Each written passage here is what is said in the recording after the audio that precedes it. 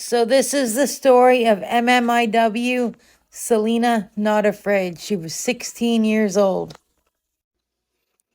1 year after she was reported missing, Selena Not Afraid's family might be closer to getting some closure and finding out exactly what led to her death.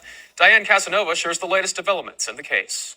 The Montana Department of Justice assigned 2 agents from their Department of Criminal Investigation to look into the death of 16-year-old Selena Not Afraid in August of 2020.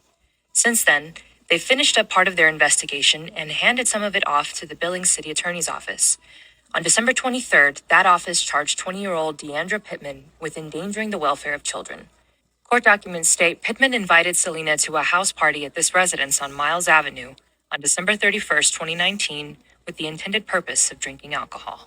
Pittman says she passed out at some point the next day, and when she woke up, Selena was gone.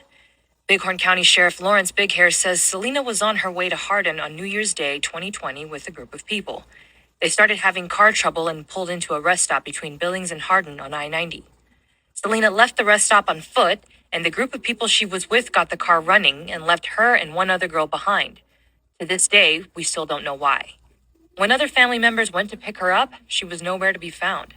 She was missing for almost 3 weeks before being discovered on January 20th, frozen to the ground, less than a mile from the rest stop where she was last seen.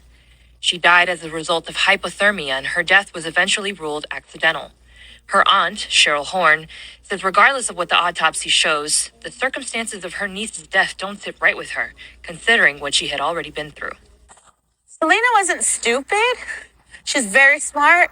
When that happened to her sister and that happened to Preston, we spent all our time telling her how to be safe, what to do, where to go, who to run to. So the fact that they tell me she ran into a field, I don't believe that, because if me and you are in danger, I'm going to run right over there to where them cars are, and that's exactly what we would tell her. You don't isolate yourself. It is worth noting that the charge filed against Pittman is a misdemeanor in the city of Billings.